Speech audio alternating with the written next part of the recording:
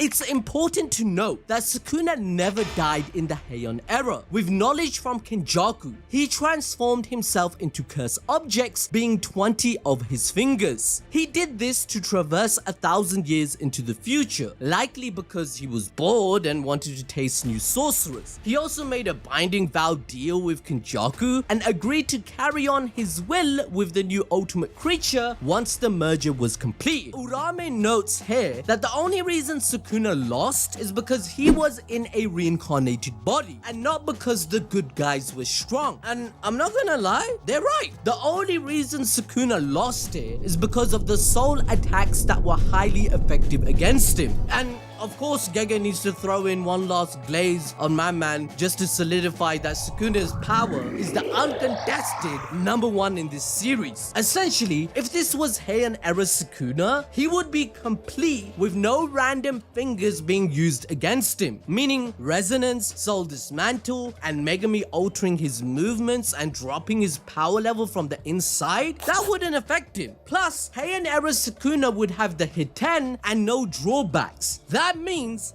this raid against him would have failed immediately after Gojo's death pretty much. And that is why Urame calls them lucky, which Hakari takes as the best compliment he can ever get. Calling a gambler lucky? What do you expect, bitch? And with that, Urame's body starts disintegrating, freezing us out. Like how the old traditions were, if your lord or king died, you died with them or you surrender with them. So there is nothing left for her to do and she destroys herself.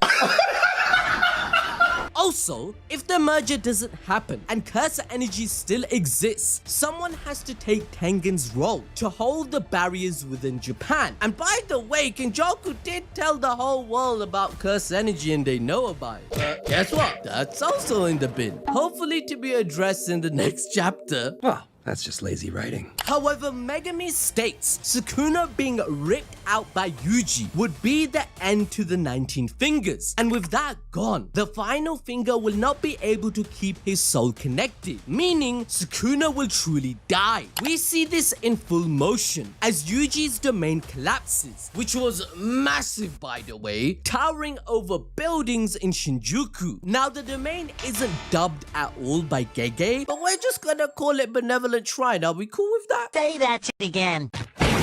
Goofy ass nigga. Yuji's domain sure hit effect was soul dismantle and had the ability to interact with every soul in his domain, to speak to them living through the memories, as that information is imbued in the soul and body, confirmed multiple times via Yaga's technique, the Seance technique, Kenjaku's, and much more. Yuji's punch splits Megami and Sukuna in two, with Sukuna desperately trying to cling to Megami, but without a vessel, Sukuna starts to burn away, with my MC standing tall in the end. We get a flashback of Yuji offering to spare Sukuna's life if he would return back to his body. Yuji believes that even the king has an ounce of value, even if he lived as a curse rather than a human. He tells Sukuna, "You are me," a callback to Mahito's final moments. But instead to Mahito he said, "I am you." Now to Sukuna, he's saying, "No, you are me," which is ironic that both these curses who laughed at our MC die in a similar manner. Now what's the difference? Well, make sure to hit the like button and the notification bell as I'm about to explain. Yuji talks about the curse his grandpa left him to at least save one person, which Yuji still continues to do by trying to change Sukuna's mentality even in death. Yuji tells Sukuna that he would still accept him even though no one else would, as the king told Kashimo that he was an unwanted scorned child at birth. We even learn that he consumed his twin brother in the womb out of hunger due to his mother's poverty. So Yuji's statement runs true in his uncle, who was born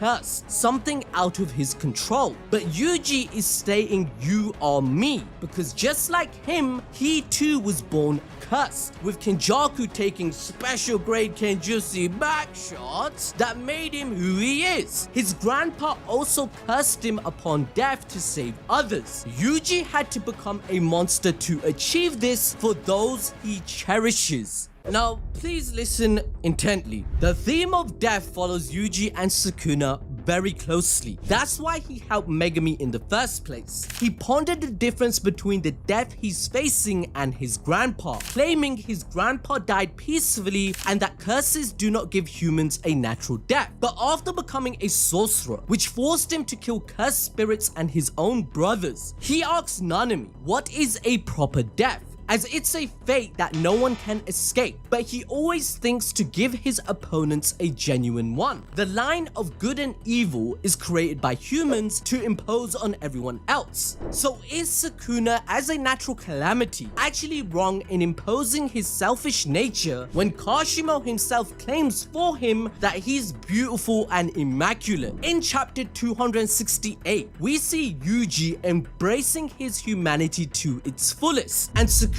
doing the opposite, being a curse. But here's the kicker, being one or the other is a choice you make. Sukuna genuinely believes that his cursed way of life is the true path, just like Yuji believes in his own. They fight for their beliefs until the end, but Sukuna's fear of death highlights how all creatures are equal in the face of it. Now do you see why the chapter isn't as bad as you think if you break things down like that? Let me know what you think in the comments. So just think about it. Just like Yuji, Sukuna had to become a monster in the era he was born. Twins were always a bad omen, but imagine killing yours to survive. This isolation would have empowered his mentality in his view for sorcery, that individualism and selfishness are the philosophy to gain true jujutsu. After all, survival of the fittest reigned true in the Heian era. The monster they both became was just down to luck. It all goes back to Yuji's idea on how memories give value, and a person's past can dictate their future. However, Yuji is now offering Sukuna to be different and no longer live to curse others, but live for the sake of others. Now to enjoy more peak